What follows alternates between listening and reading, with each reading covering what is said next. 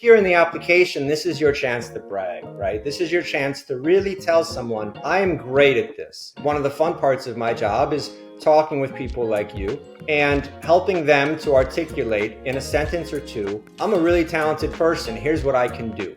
U.S. consulate, wherever you are in the world, is the last place you should even attempt to be humble, especially if you're applying for the O-1 visa, and especially if it's your interview. How do I know? I've been through it, man. I was there.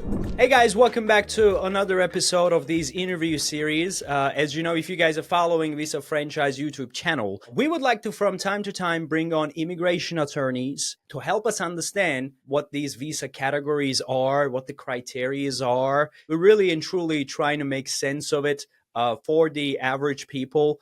And we want to bring on the experts who have been not only well-versed in their craft, but also have a track record of having successfully approved cases. And one of those people who's joining me today is Grant Dwyer. Grant is based here in Miami from Visas USA. And Grant, you've been practicing for the better half of the last 2 decades, right? Yeah, something like that. I think I'm going on 15 years now. 15 years. Very, very good. Great. My friend Joaquin Rosales Aramburu, who's an immigration attorney, works with us here at Visa Franchise as in-house legal counsel, mentions you as my mentor, as the guru of talent-based visas, which happens to be the exact topic of discussion today. We will be talking about what I would categorize as, again, I might be wrong. You're the expert, is that the entry level for the talent visas. We'll be talking about the O-1 visa. It is something that is talked about and something that people want to know what is O-1 visa is and what does having an extraordinary ability mean. So you have been processing numerous O-1 cases and have a track record of success in your past. Would you be able to elaborate and maybe even try to make sense of what O-1 visa is for an average guy like me? Sure, absolutely. And thank you for the kind words from Joaquin. Joaquin himself is an amazing attorney, so he's flattering me. I think the best place to start with any of these visa applications can sound a little bit cold and heartless, but it's with the recognition that the United States government does not love you, right? They do not love you. They do not love me. And they're not going to do any charity, right? If they are giving you a visa, they are giving you a visa because you give them something that they value, all right?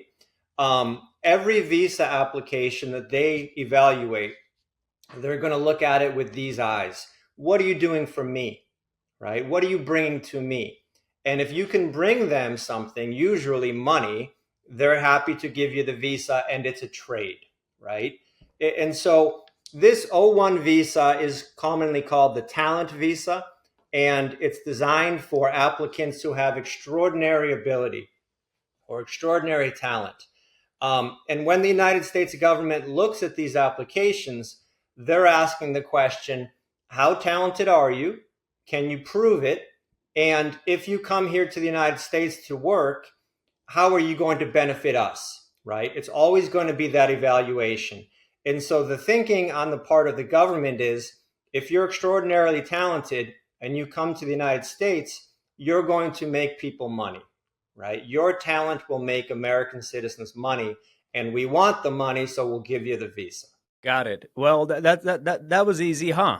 That was a very thorough explanation. I really love it. But help us understand the wording here: extraordinary ability or exceptional ability, extraordinary ability. This is, I mean, I came to America with the O-1 visa. When I first contacted Visa Franchise as a client, I actually wanted to invest money and do E2 visa. Mm-hmm. And Patrick told me, and he's gotten me in touch with attorneys that I work with as well. And they looked at my case and they said, Aladdin, look, you have another opportunity here. You're going to apply for O-1. You have a profile. You've been successful in your field. And I'm like, I said, what's the visa category? O-1, what is it? It's extraordinary ability. I'm like, what extraordinary ability do I have? I'm not a sprinter who can run 100 meters under 9 seconds. I can't fly, I can't sing. Well, I actually have a pretty good voice, Oh but yeah. I'm not one of those, top singers. Or I'm none of that. How am I extraordinarily talented, right?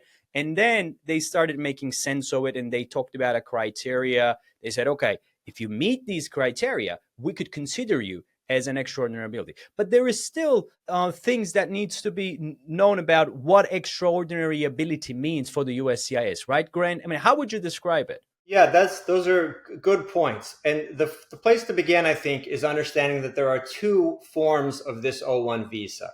What the government calls the O-1A and the O-1B. And the O-1B is what most people think about when they think about talent. Salsa musicians or famous singers or people like this. If you can sing like Shakira or something like that, then you apply for the O-1B as an entertainer or as an artist, right?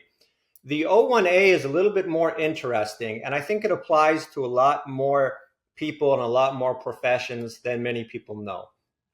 It can be for extraordinary talent as a business person, as an attorney, as any real type of professional. We have applied and successfully gotten the O-1A visas for lawyers, for software writers, for brand marketers. I see social media influencers apply and receive O-1A visas, people working in cryptocurrency, people working in finance.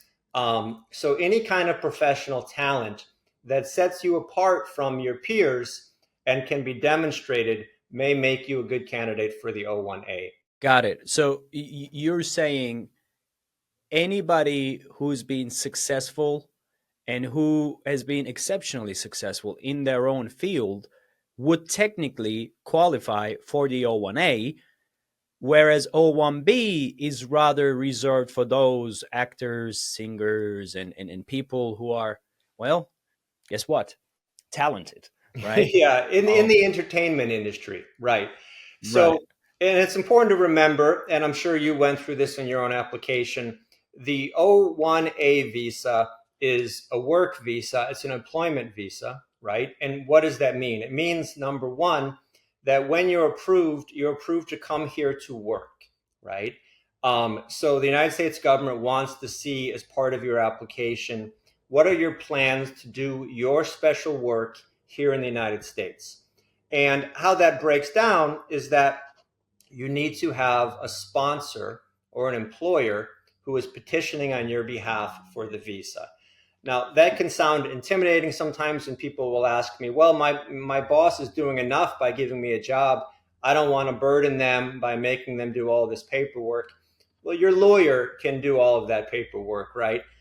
It's really applying in the name of your boss, in the name of your employer. So there's not too much burden on the employer, but the employer will act as your sponsor and you will be the beneficiary.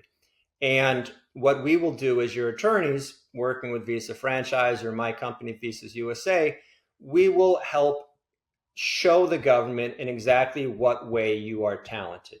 And I'll let you know some of those criteria, and I'm sure you've met all of these criteria yourself, Aladdin.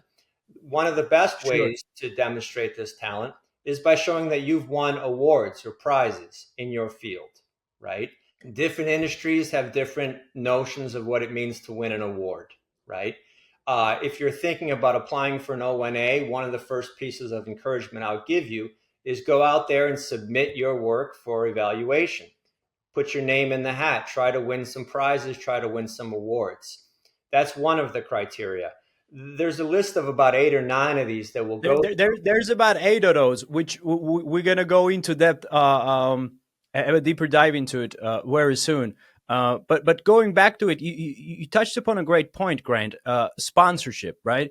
Mhm. Um, at the end of the day, we have what? How many million people here on H-1B? And you know how tough H-1B is. You got Yes. to go through a lottery first, and then your employer needs to sponsor you. You're tied to that particular employer. With the O-1, this isn't necessarily the case all the time. And you talked about sponsorship and agent sponsorship as well. Agent petitioner. So you can work with third party companies like our sister company, VF USA LLC, and we can sponsor you. and you do not need your employer to take on that burden, right? But even when I'm talking to, there's certain prospects and people want to know, they do not necessarily understand how that particular dynamic would work. Could you please elaborate on that? So good question. As you point out, it can be direct. Your direct employer can sponsor you. So let's say, for example, you're coming to the United States to work as a software engineer, or someone who writes software, right? If there is a US based company that you do not own, but which employs you, that company, in the person of its CEO or its decision maker, can function as your petitioner or your sponsor. And that sounds like a lot more work than it really is. What it generally boils down to is that they will sign the paperwork on the application, right? And they will help us gather the documents that we need to show your employment. As you point out, Aladdin, it need not be your direct employer. You can also have an agent. There are a lot of folks, and I know Visa Franchise does this very successfully, who will represent the applicant and sponsor them in their petition and then help place them in employment. And it need not always be the same employer. If we think back to the O-1B, when we were talking about singers and entertainers, a lot of these folks will come over, be represented by an agent, a talent agent, who is their manager while they're in the United States, and who will then place the talented artist for concerts or recording sessions in cities across the United States. So the employer tonight might be a venue in Chicago where you're giving a concert. The employer next week might be in Los Angeles. The same can be true for the O-1A. Your agent can position you with different kinds of employment while you're here working. Got it. Well, that's actually one of the differentiating factors of the O-1 visa from the visas that are the likes of H-1B, right? You have that kind of flexibility. You can work with different employers. We're actually going to talk about, but not going into too much detail. Could you also please elaborate a little bit about how that would work? Things such as concurrent employment, things such as including more than one potential employers, right, in the petition. So you have more than a few different options when you want to bounce. If things don't work out with one, you still don't lose your visa and go and continue working for the other contract.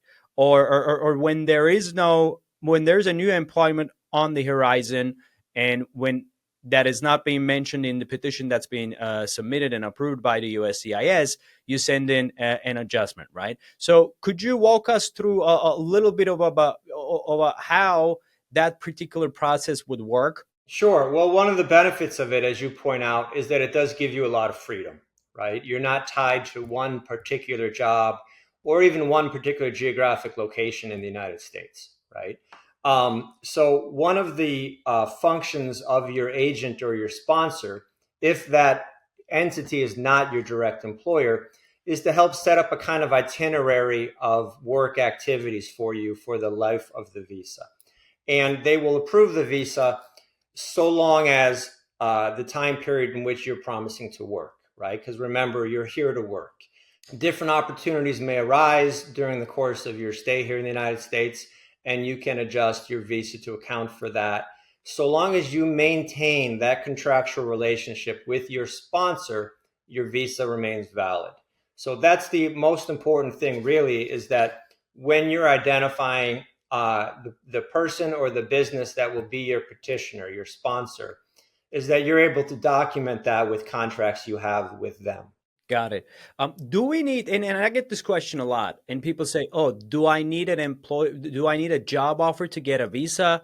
But when I talk to employers, they will tell me I don't have a visa right now, so they cannot send me a job offer, and they don't know whether I'm going to get it. It's a tough sell. How would I, secure contracts? That's a good question, and it's a tough question to answer sometimes. I think one of the things that we lawyers do is we talk about the ideal application. And the reason for that is we understand these applications can be expensive, and they certainly take a lot of time to put together. and we never want to get a rejection, right? So every bit of advice we give to clients is to try to make their application as strong as we can make it. So I describe the ideal a lot, and almost nobody reaches the ideal, but we try to get as close as we can get. So ideally, I would love for you to have a job offer already waiting here for you, right? Black and white, written on paper, a signed contract. That would be ideal. It makes your application stronger. If that's not achievable yet, the next best thing is some kind of documentation of the employer's intention to hire you, right? And so all of these applications are adjudicated through paperwork, right? We don't go to court. We don't stand in front of an immigration judge. We don't get to talk face to face with the person evaluating the application. We send them either with hard copy paper or digitally the application. And they will usually be somewhere in California or Texas reading this. We'll never even know their name, right? And so we want to give them as much documentation as we can. And if your situation is such that I don't actually have the hard copy job offer yet, we want to try to at least get something to document that the employer is considering hiring you. Maybe it's dependent on the visa, maybe it's dependent on other things, but that there's a sincere intention to employ you. Got it. So from the applicant's perspective, it is about, okay, I don't necessarily need to secure a job offer. If there is a company that already knows me or my talents and believes in me to an extent to give me a paper, a letter, what would be the appropriate name for that? LOI, letter of intent?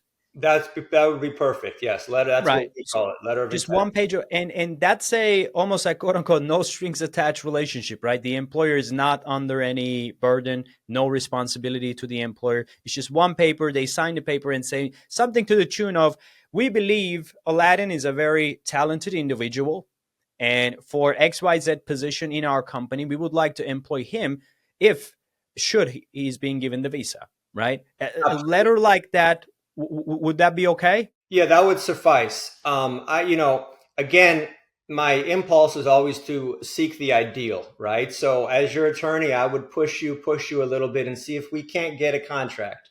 But absent a contract, that letter of intent should suffice. Cool. Got it. Now, Grant, let's talk about the criteria a little bit. And I'm going to, well, all this criteria and all that information is out there on the USCIS website, right? So anybody can read it. So my intention here is not to repeat what's already out there. My intention is to try to make sense of certain things. Sure. This is what my understanding is. And correct me if I'm wrong and take it from there. I believe if USCIS is a company, their criteria is their job post, which means that, hey, for this particular position, and let's say the visa is the employment contract, okay? If you have these criteria, these qualifications, I'm willing to hire you, right? Then again, is it like, the criteria is there, the criteria is not changing. I may not be the ideal person today to be employed by this company. Can I work on myself and become a better version of myself and appeal for different criteria?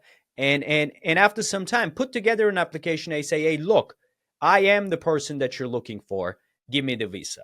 I think that's the perfect way to say it. I mean, another analogy that occurs to me in the online dating world, right? Sometimes you'll see people talking about what are their green flags, right? So if you're on one of these dating apps, I hope you're not, they're terrible, but if you're on one of these dating apps, you'll see people post, you'll see a beautiful woman, or if you're a woman dating a man, you'll see a beautiful man post, these are my green flags, right? And these are the things they want to see in a potential partner. And USCIS does the same thing. As you pointed out, there's these lists of 8 criteria, right? And they say, these are all important to us. We want to see you check off as many of these criteria as you can. And you may look over the list and say, I've got all 8 right now. You may look at the list and say, I've got one really strong one. A second one's pretty close. And I want to go out and get that third. And what USCIS tells us is, we'll give you the visa if you can hit 3 of these things, right? So going back again to searching for the ideal, I always love to send applications with many more than three. And one of the things your attorney will do is work with you to try to find new ways to meet these criteria. But as you point out, those are the criteria. They're well published. You can look at them yourself and start to question whether or not you meet these. Got it. Now, Grant, let's talk about the criteria. I mean, we got 8 of them, right? Mm-hmm. Awards and nominations. We already talked about it. Authorship is another criteria. Mm-hmm. Having publications, having press about you or your work, being employed in a critical capacity in a reputable organization, commanding high salary, judging others' work. These are all criterias, and there's about 8 of them. What are these criterias basically trying to prove? They're giving you an opportunity to demonstrate with a piece of paper your talent, right? So all of this comes back to how we began this conversation, which is that they don't love you, they don't love me, they want to benefit from you, right? And if they can benefit from you, they will give you the visa. How are they going to benefit from you? Well, you're saying, I'm really talented. Let me in and I will make money for everyone. I will improve the quality of life for American citizens if you let me in. And the way that you show that you will do that is by showing how extraordinary your talent is. So whether it's awards or having publications that you've written or publications that are written about your work, whether it's the amount of the high salary you make or some kind of original contribution you made to your industry or your field, all of that is just by way of demonstrating that indeed you're a talented person. Got it. Grant, I think it's pretty easy to understand the award category, like, Mm-hmm. right? Obviously, we can go deeper into each and every one of them, but high salary is pretty simple to understand. If you're commanding, if you're at the top 5%, 10% of your industry, critical role in a reputable organization, that is, again, pretty easy to understand. I think there is this one criteria which is very, very subjective, and that's original contribution. Right. What is USCIS trying to see with that, and what could qualify for as an original contribution? Sure. So I'll give you an example. One of the attorneys we recently represented who applied as an O-1A and was granted the visa works in the area of trademark and patent law, right? And represents a lot of musicians in terms of trademarking their compositions, their songs and arrangements and things like this. And I think this is an important point to keep in mind. The person who will be reading your application, and again, I repeat, it's an anonymous person. No one will ever really know who read this application, right? The person who's reading it, they are not an expert in your field, all right? If you're an attorney, if you're a business person, if you're an engineer, if you're a social media influencer, the evaluator who works for USCIS will be none of these things, all right? So they will not have some kind of innate knowledge about what's important in your industry or what's a big deal, what's not a big deal. And so making an original contribution is a tough one. But again, as a lawyer, I like those ones. I like those criteria that are a little bit more vague because it allows us a chance to shine and really show how our client is an important person, right? Whether or not you won an award or you didn't win an award, that's a very black and white distinction, right? But Right. how is your contribution original? How did you push forward your industry, bring it up to a higher level? That's something where you can get to tell a story about yourself. And one way to do that is to get letters of reference or recommendation from other people in your field, right? So if you have colleagues or if you work with others or if other people in your industry know your work, they themselves have a pretty good resume and they're willing to sit down and write a short letter and your attorney can help you draft that letter saying, hey, I've reviewed Aladdin's work. He really is doing original things here. He's contributing to our field, to our industry, and I'll sign my name on that. That's one strong way of proving that you meet that criteria. Obviously, depending on what the original contribution is, there's obviously certain other ways to if it's an app that has solved a big problem, if the app is there, app in itself is an evidence, right? But coming back to another criteria, which is leadership role, having a critical role or working at an essential capacity for a reputable organization.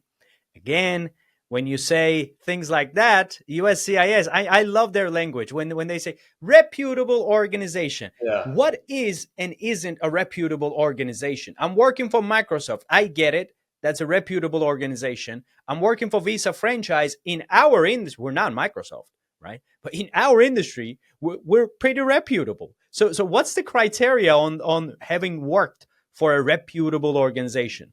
Well, as you point out, sometimes it can be a pretty easy argument to make. We recently represented a young woman, a BMX athlete from Colombia, who competes in BMX racing for the Colombian national team, right?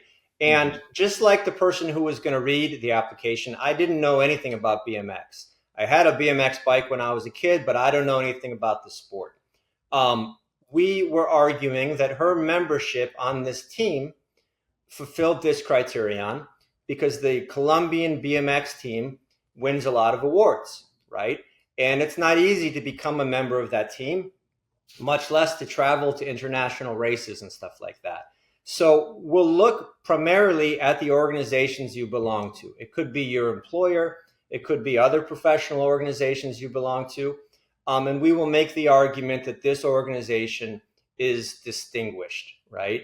It's known in the field. You can make that argument using awards the organization has won. You can make that argument using media about the organization if there are articles written about it. Letters, again, letters of reference or recommendation from other professionals in the industry. Sometimes it's very clear and cut and dried like that. Sometimes it's a little bit more difficult. And keeping in mind that the evaluator of your application doesn't know anything about your industry, then it becomes part of the job of your lawyer to explain as clearly as possible that this organization that you have a critical role in is an important one. Got it. Cool. And let's talk about money, Grant. Having received high salary or remuneration, is there a set percentile? How is this information gathered? Would it be okay for me to just make a little bit over the average? Am I still in the high paid category, or is there a specific clear cut way of calculating whether you're highly remunerated or not? So the first thing you want to do, in my opinion, is compare your remuneration to your peers in your native country, right?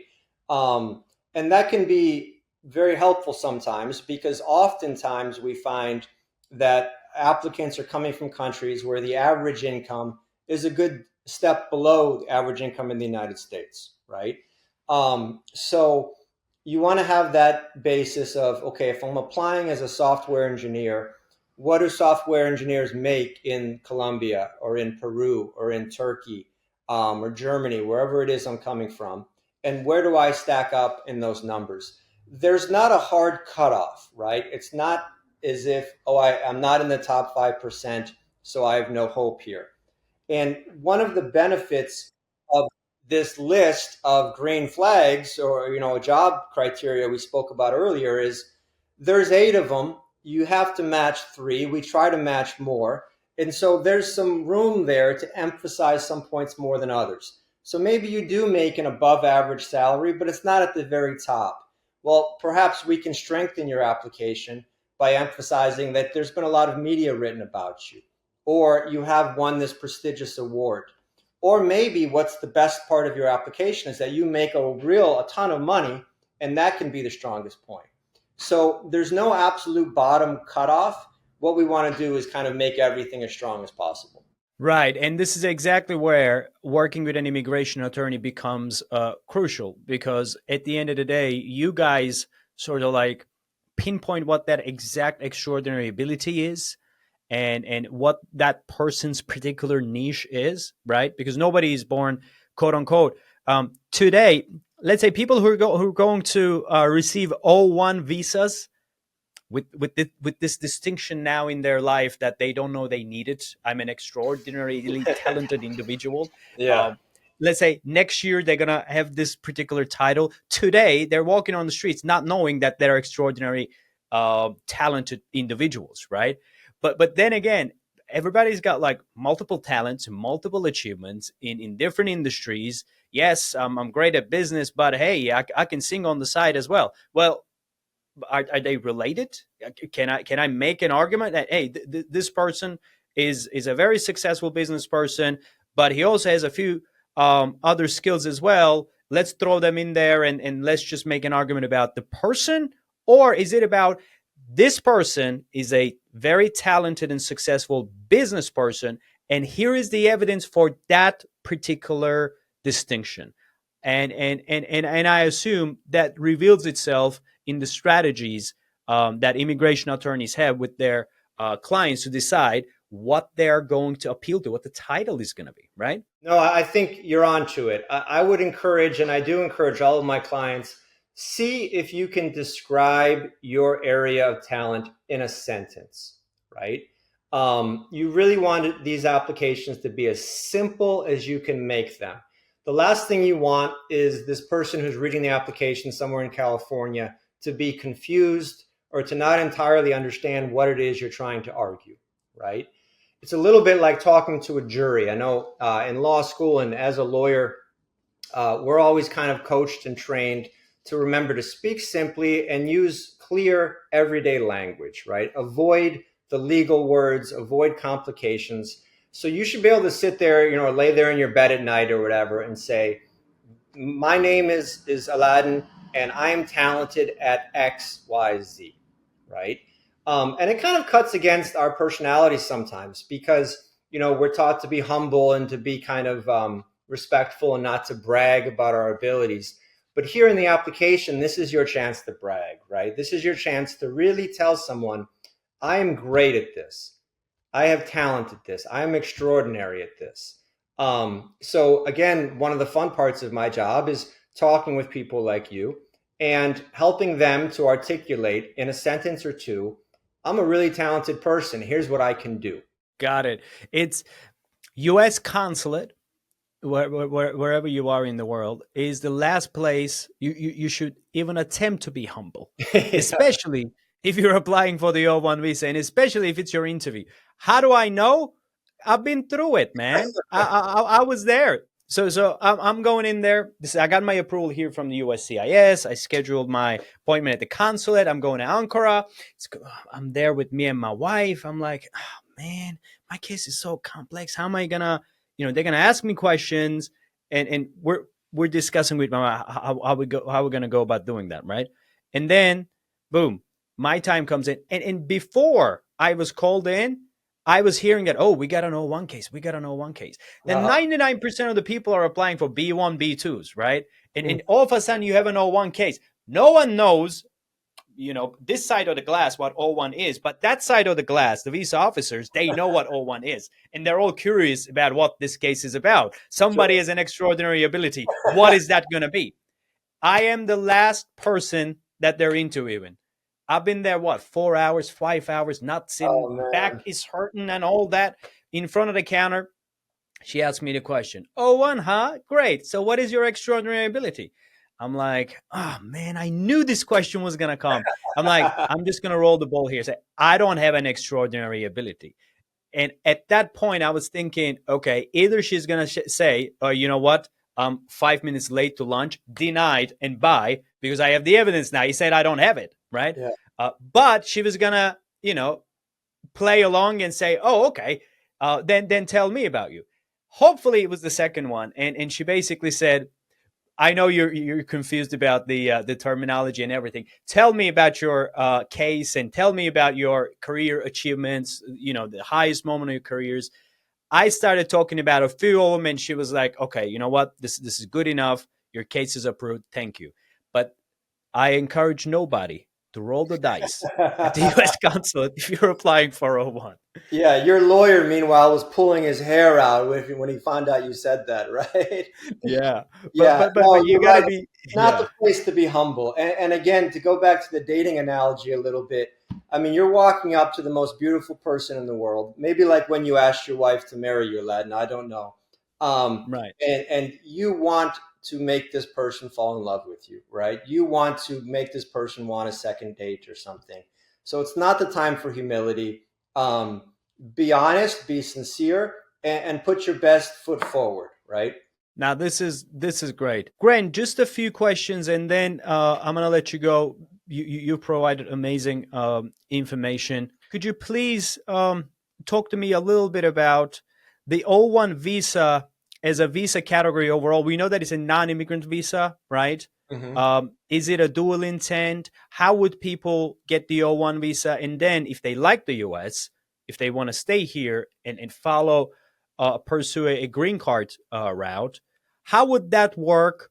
And what would be the next green card people can? Some people say EB1A, some people can say EB2 NIW. Criteria being very very similar. Does it upgrade automatically, or is it easy to convert from O1 to EB1A? Please enlighten us on that.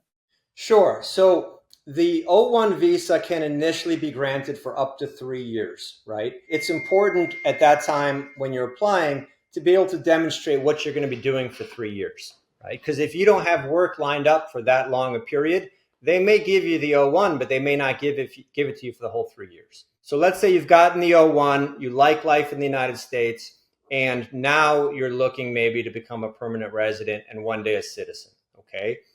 The O-1 is not what they call a dual intent. It's not a visa that kind of automatically leads to a permanent residence. All right. However, as you point out, there are some kind of natural steps to take next. And all of these green card applications, these immigrant applications, usually start with the letters EB, right? Mhm. Um, the EB1 visa is very similar to the O-1 application.